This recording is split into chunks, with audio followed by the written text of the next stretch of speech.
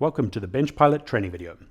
Here we're going to go from boxes to setting everything up and getting ready for production. So let's get started. So you'll see here, BenchPilot arrives in two boxes, core components in the big box and BP46 components in the smaller box. We'll walk you through what's in both. We'll open them up, take a look at what's in there, and walk you through the process now. So we'll take a look at the BP46 components box. So this is all the X-axis elements. So here there's the two X bars. So this is talking about the frame on the bottom, and the X crossbar with the harness. So this is what is going to hold on to origin and move it around. Here we have those, and we'll just put them aside for the meantime. Just lift them out. And under this one is the crossbar. And we can actually lift this one out as well. And that is all that's contained in that box. Right, let's take a look in the core components box. Here's everything in the core components box. We're going to walk you through what they all are and how they go together. This is just a good spot check of what's in there. First up, grab this guy. This is your manual. So here we have the instruction manuals and safety information. So we're actually going to walk through this part in detail together now.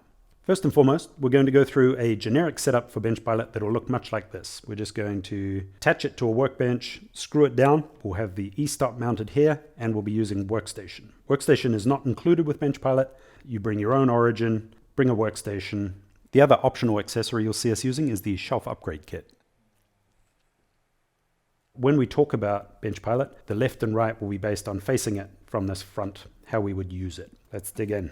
And this view just shows origin assembled with workstation in place, origin clipped in, ready to go. Now we've got the X bars, which we've already got out and set aside. We've got the crossbar, we've set that aside. Now we're going to take the Y bars and pop them out. So there's left and right arms here. We want to keep these little cardboard support harnesses in place. So we're not actually going to take them off. It's tempting. Read here, do not remove. So we can remove some other stuff though and get it ready. So this is a support component with the center guy. Here we have the small hardware parts. Look for them in here. This is the e-stop box. So as we mentioned, this will be region specific. So we see all the different varieties called out here.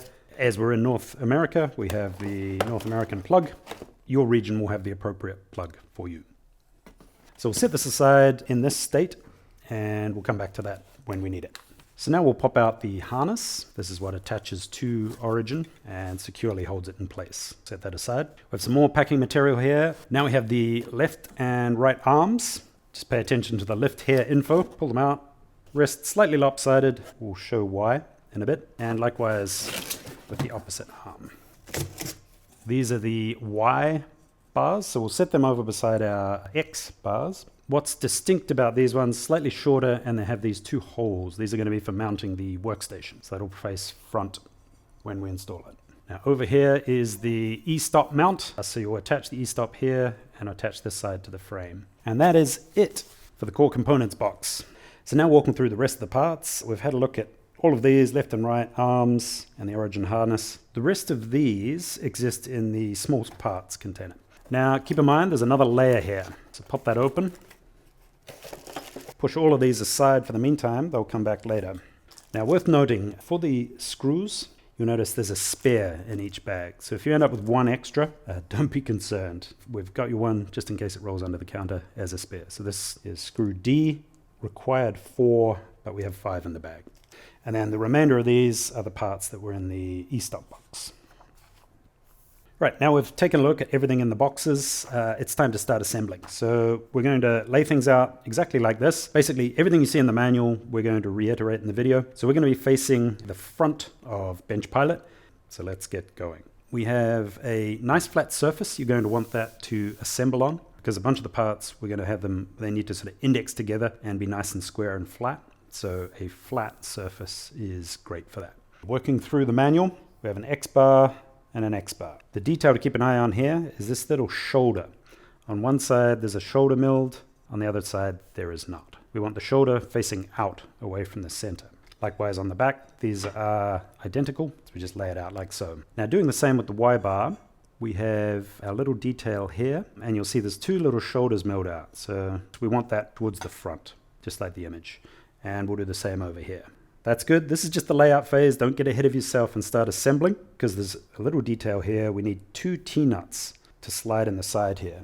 And we're going to use these for mounting the E-stop. If we were to assemble that without the T-nuts, we'd have to take everything apart. So here's our little T-nut bag. We need 2 of them, and I'm going to take the 2.5mm hex key, and we're going to use that to guide them in down here. So I'm at the front left corner, and I'm working with my Y-bar at the leading edge, and you'll see here the angle of this, the shoulder out, and the V facing in, and you'll see it slot right in there. And then likewise for this one, and then we can use the 2.5mm hex key to just push that in out of the way. Now there is one scenario where you may not want to put these in here, but I'd recommend adding them even if you don't intend to use them. If you don't intend to use this plate, if you intend to mount the E-stop to your bench somewhere else, to a leg or wherever you like, and you never want to use this, you can leave those out. Here we have screw A. We only need 4 of them for this. We'll make a little note here. These have a little thread lock on them, so they're going to take a little bit more force to tighten up. Keep that in mind. So you have to be very cautious to not cross-thread them. So we're going to avoid using impact driver or anything like that. So for each corner, we're going to use one of our screws. Just going to start threading these by hand to avoid any cross-threading. So I'm just going to have both the X and the Y bar flat to the surface, and I'm going to come into the 3rd hole on the X bar. It's the one with the little shoulder cut out. You'll see that in the instructions. And we're going to push our screw through there, and then I'm going to bring the Y-axis down, and I'm going to make sure I've got a pretty close to 90-degree alignment there. Then we can start tightening this. We're actually not going to tighten it all the way up. We're going to leave things a little bit loose while we walk our way around and do all 4 corners. So at the moment that's got a bit of play in it, and we'll repeat the same approach for each one of these. So now we've got all these tightened to almost fully tight. We're going to just tighten the whole thing, make sure all this is dead flush. So we just want to make sure we don't rotate these as we tighten them. Just a firm finger tight, don't need to go crazy. So we're just going to quickly run our fingers across these corners and just confirm we got everything nice and flat and flush. We don't want these bars to be torqued in a strange direction. Moving on to the next page, we're just going to flip BenchPilot over horizontally. So now we're still looking at the front, just the underside of it. We're going to install the feet. So these little guys, these are not just a little bit of extra friction and good solid consistent support on the underside. Note, we're installing them where we expect to put clamps. Keep in mind, these aren't permanently attached, they're just sort of snapped in. So you'll notice if I twist this, that's good, but if I want to move it, I can just move it along. So it's not permanent, but it just makes things easier if you get it approximately where you want them. So following the images in the instructions, you just start to the side, rotate 90 degrees. So we're going to do 2 to the side and then another couple in the center. And you'll notice there's a little detent that enables them to sort of lock in place. You're unlikely to be clamping here with the attachments we ship with. So this is just support in the middle of those arms. And then the 2 in the rear, just something like this. Remember, you can adjust these later if you decide you want your clamp somewhere different. But yeah, now we've got a nice stable support under BenchPilot. Now we're going to flip back, once again, 180 degrees horizontally. So we still have the front facing us, the back at the back. Now we can get on to attaching our E-stop bracket to those 2 little T-nuts. So we'll see at the top here, we need 2 of our C-screws. They're going to go through here and attach to the T-nuts. One thing to keep in mind, the default clamping approach suggests clamping here. So we're not going to want to bring this all the way into there because it'll interfere. So we'll just push it back by enough that we can include the clamp there as well. So this is an example of our little clamping attachment to the bench. You may have another approach, but let's do it this way for this run. So I've got my 2 holes in the bracket here for my screws, and the T-nuts are just floating. So I'm going to bring them across so that they line up pretty close to those holes. That way, when we use the 4, we can get these to sync up perfectly. And then we can finish it off with this. So that should be a nice and firm connection. So we'll just leave it in this state for the meantime. Once again, just confirmation our mounting bracket fits and doesn't interfere with our E-stop plate. Now for the fun bit, we'll bring in the left and right arms. Now the reason we're not removing the card here, it doesn't hold it dead flat and get us indexed perfectly. It does mean that without 3 pairs of hands or assistance from someone else, you should be able to get this up aligned and tightened up exactly where we need it. That's why we didn't remove these. So let's go through. We're going to attach the arms to the frame now. So here we're going to use our B screws. We're going to use 8 of them. So this is what the B screws look like. Once again, they have the thread lock on them and they will require the 4mm hex key. So let's just get started. So here we have our 2 holes, and the bracket will have 2 holes that will align with that nicely. So let's bring it over, and using the cardboard to just support everything, we're going to slide that in until we line them both up, and just do this up by hand without any fuss. Once again, keeping an eye on that top edge to make sure we're flush, and we don't want these at a strange angle or being torqued around as we tighten things up. So getting it nicely aligned to begin with is good. We're going to come back and just make sure everything's at 90 degrees when we go to tighten everything up. So I'll repeat the same process and it looks the same. So I'm going to go through and tighten up the outside one of each. So that's all 4 corners. One has been tightened. Now we'll go back and tighten the second one. Right, so I'm happy with all 4 corners. Everything's nice and square. Time to torque things up. Firm, sort of finger tight. Now we remove these. There's little tabs in the back, and they'll just pop out. They've served their purpose. They've kept us nice and straight.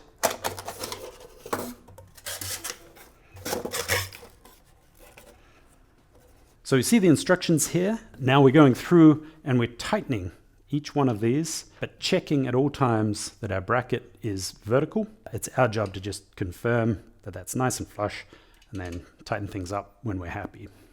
Now we're going to attach Workstation, and now we need to track down 4 A screws. So they have the thread lock, and we're going to use them just to attach Workstation to these holes, which we've been calling out, favor the front. That'll line straight up now. So it should just, you feel it just kind of click in there. It's got a very positive sort of indexing. Move it around until you feel it just sort of fit down in place. Then we can just drop these in, and once again, finger tight to begin, and then we'll tighten them up properly once we're happy.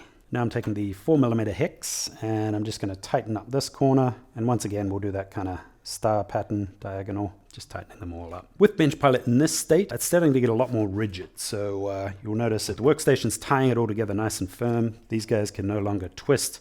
So everything's getting a lot more sturdy. We've fixed Workstation in place. Time to look at the crossbar. So now we're installing the crossbar brackets. These come in the small parts box. So there's a left and a right version. Follow the image here and make sure you've got the right one in the right place. So the front holes will be on the lower side, just like this. We're going to attach these with the B screws. We need 4 of them, 2 on each side. And same approach we've been using for everything. You notice there's existing screws already attaching elements behind this, but we've got space for them, and that just fits over the top like so. And then, just holding it in place, we're just going to finger tight these 2. And then likewise, for the bottom one, same process, finger tight. So onto the other side. Same process. Double check you've got your little cutout at the top, and this is flush on the bottom. It's the same on both sides. So here is the crossbar. We'll make sure we've got it oriented correctly. On the right hand side will be our little tensioning setup. Now we've got the belt here, and we're going to make sure it connects to this little pulley as we attach this. So we've got everything we need oriented correctly. Now it's time to prep our pulley by loosening it. So we'll do that now.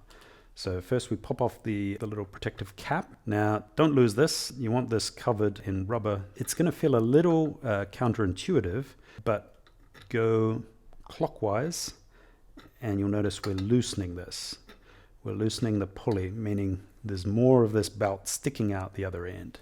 I'm actually going to put my finger in this end and just be pulling that out as we go.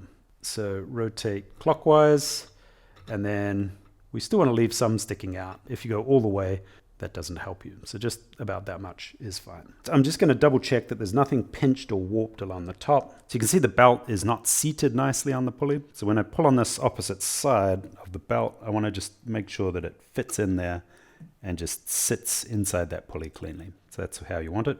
No bends, no twists, crimps, pinches anywhere. Quick check of our electrical cables. Just with the twist ties left in place, we're going to just pull on them and make sure they're not hanging out here in a way that they could get pinched on anything. So just keep them safe, keep them pulled in, keep them symmetrical on both sides, and we're good to go.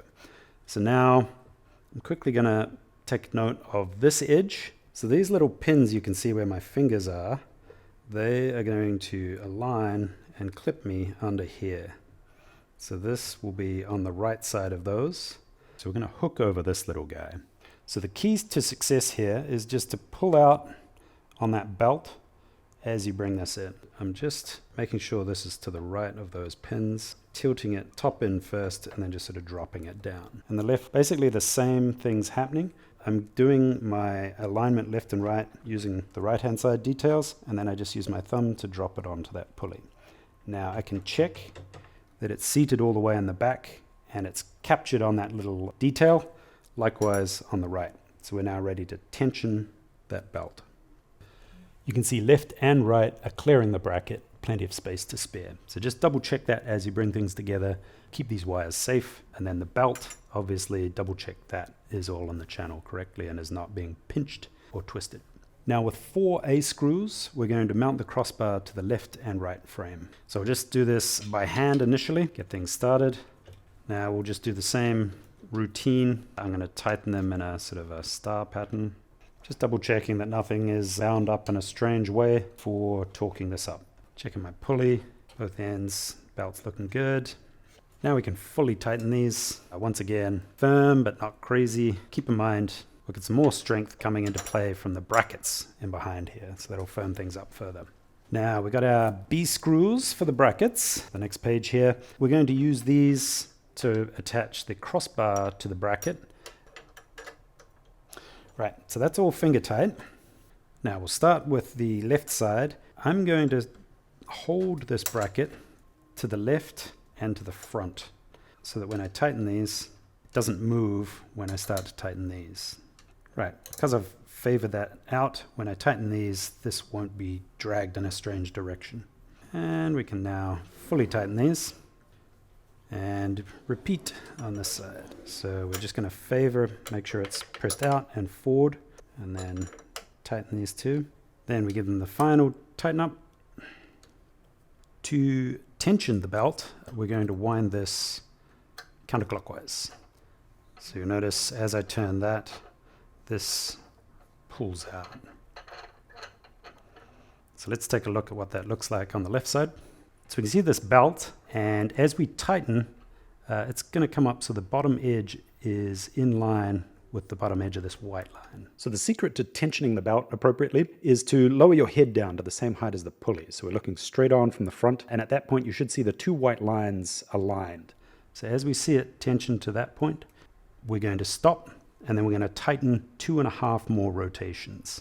As we do this, we want to make sure the belt remains seated properly on the pulley, and we'll check at both ends to make sure that's good.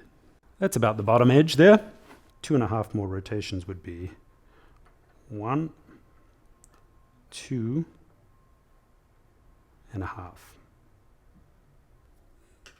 Now I'm just going to check this with my fingers. That seems pretty appropriate. We don't want it putting crazy amounts of strain on this, so that's a sensible amount of tension there. So one little reminder, put your little protective cap back on, just to protect you walking past.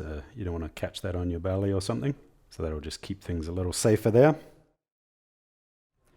So now we're happy with our belt tension. We just attach our cover and that'll stay in place there.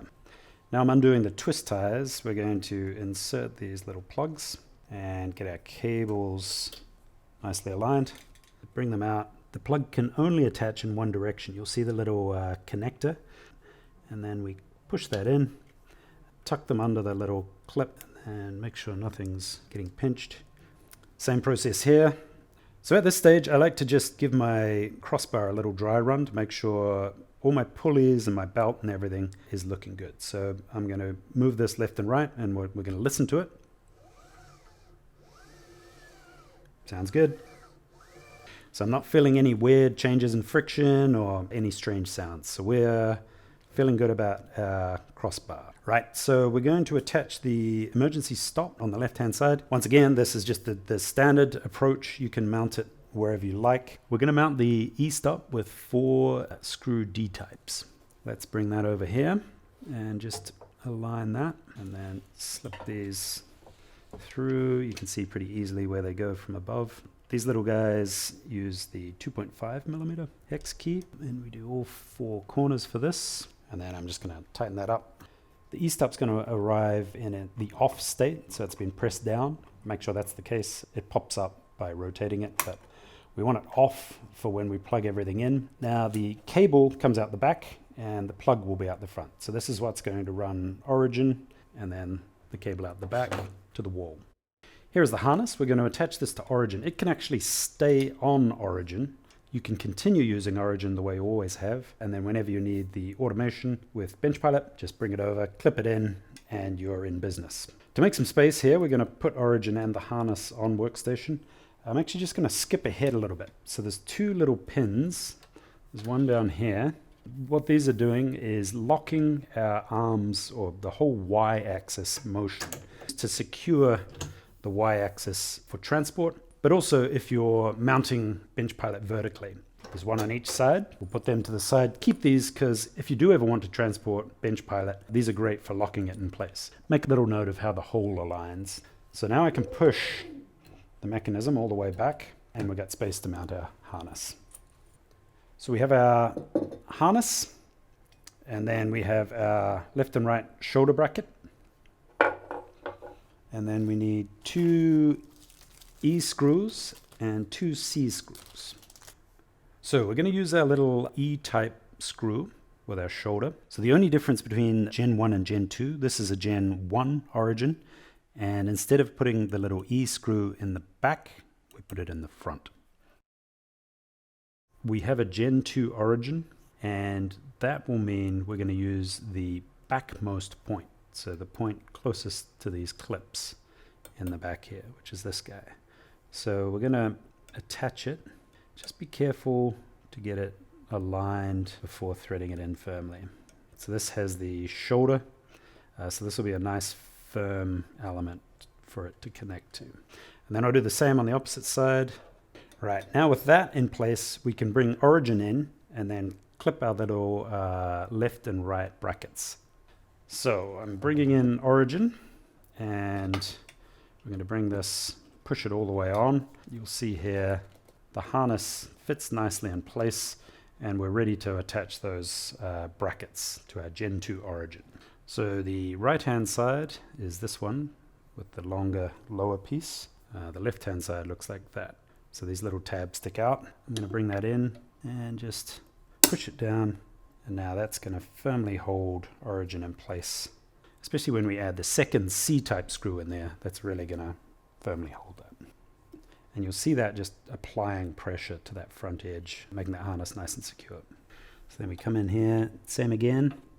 There's little rubber inserts in there that like firmly secure it, but also prevent it from marring your origin. So just loosen these so that this can move freely. And I'll do the same on the opposite side. So they've now both fallen down. Now I can bring origin in, and what it's going to do is clip in place, and I'm just going to move it around a little and make sure they're sitting down as low as they comfortably sit. So with them now sitting at their appropriate height, I'm going to now tension this back up, making sure it doesn't jump out of place. I'm going to do this quite firm. Once again, not crazy white knuckles, just firm on both sides. You're going to get to enjoy to clip origin in and out using these little guys. So you push these up with your fingers and origin comes out. You'll see that mechanism, and then you just push in and it will click in. Keep in mind, origin, you can back drive it in BenchPilot. In fact, it's designed for you to move it around and still use origin kind of how you always would. But if you ever want to go and do an operation without BenchPilot, you just pull these up on both sides and it pops straight out and then clips right in. So if you got these aligned at the right height, as we just did, that'll work really naturally. Ordinarily, we'd be working with Workstation, but let's say we've got our stock and we've shimmed it up to just under the crossbar carriage here. So we bring up the stock to within, we have about 6 millimeters of travel here. So we don't have to be perfect, we just want to bring it up near the right location. And then we're going to push origin in with this in its loose state, and this point here is going to capture this pin. They're the same on both sides, so this is just so that you can see it. So bring it up to approximately the right height, same on each side, and then push in. And you'll notice, if you twist Origin's going to be secure in place now. So we just give Origin a little move to make sure everything's properly seated down, and then tighten these up. So in that state, now Origin is locked in at the right height, and we can begin work. So worth noting, with the harness in place, you can actually leave Origin in that state. You can leave the harness attached to Origin. You don't have to take it off, which means you can go cut with Origin. You'll notice on the underside, the harness doesn't protrude beyond the base of Origin. So it doesn't consume any of your cutter Z depth. You can still cut as deep with the harness in place and use it any other way you would want to. So there's no real reason to remove this. If you did want to, you just undo those 4 screws and it'll pop right off, should that be the case. But I would say leave that harness in place. So we jump forward and remove these locking pins. So when you need to move BenchPilot or operate BenchPilot, remember to remove those little locking pins. And then when you're transporting it, put them back in. Make sure there's no Origin in the little carriage here. Stow that separately with its own little locking mechanisms in place. Time to move on to the strain relief and the DC cable. So here's the strain relief cable, and it attaches here, and it has a shiny side and a matte side. So it's shiny side in towards BenchPilot, and we're going to actually attach it in place using this from the little feet bag. Now it has a small tab on the bottom, and that is down. So if you take that, put it through that, press it in place. That's now got your strain relief supporting your little DC cable. Now with that secured in place, we're going to start threading our DC cable through the strain relief just so that it never gets bunched up or caught anywhere. So we start going through the bottom one.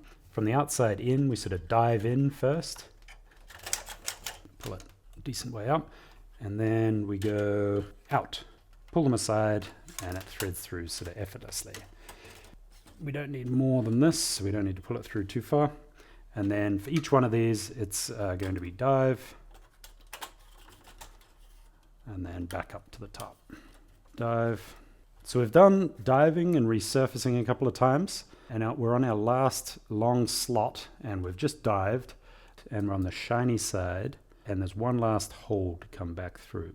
So what I'm going to do is twist this forward like this, keeping my little cable on the back side, and it's going to come through this hole from the back to the front. Now, looking at the instructions, that last slot needs to go, it's what gets pressed down into this. So I'm just going to align the slot and then kind of jiggle it down, rocking it back and forward. So it'll end up looking like that. So now we've got strain relief for all the cable, and the actual plug is ready to go. So we'll just take up some of that slack, but that should now, through all the range of motion, keep your cable from getting tangled in a strange way. So just take up a little bit of slack, just confirm everything's good. So there we go. That's a simple way of keeping that cable out of the way. So we're going to take our AC cable and we're going to run it from the E-stop to our little DC box. That's pretty simple. Get this aligned correctly. That will plug in there. And then same with this guy. That will plug in there. And then strap that down out of the way. Just make sure it doesn't catch on this as it moves back and forth. So you can kind of secure it where you like. This is the mechanism you need to avoid. So now we're going to clip in Origin. We're going to take the AC cable and plug it into the E-stop. So now we know the E-stop is taking care of power to Origin via this to all the motors and mechanisms in BenchPilot. So with one click, we can shut the power to everything, should you need to. Now we're going to secure BenchPilot to the workbench. So we're going to grab 4 brackets, and these will attach over the top of the feet to avoid deflecting the frame. So here's where our foot is in the back. You can obviously slide that along to somewhere that's more suitable. You just want to make sure your bracket aligns with the foot. So when it presses down, it's not over here bending this bar. That would be a problem. But if it's directly above a foot, it'll keep things nice and sturdy and secure. And then same process again in the front left. Clip the top edge over your little extrusion profile. Remember, we moved the E-stop back to make room for this. You can just loosen these 2 screws here if the E-stop is colliding with this and push it back. So yeah, make sure you got a foot under it, and then we can just put a screw in here and attach it to the workbench. So with all the brackets attached, everything's very secure now. I'll just do a range of motion to confirm mechanically we're all dialed, and we can get on to setting up the software on Origin and putting this to use.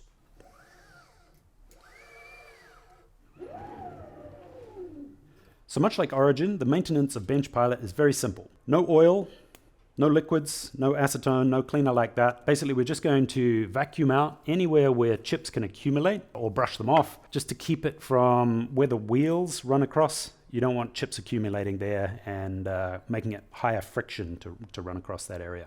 That's pretty much it. If you keep the chips out, it will continue running well. You'll occasionally want to keep an eye on the belt, make sure it isn't fatigued in any way, making sure the tension's appropriate. But other than that, one last thing, the little chip tray on Origin is accessible from the back. So make sure you open that, take a look, make sure there's no chips in there, and deal with it as necessary. But beyond that, very straightforward.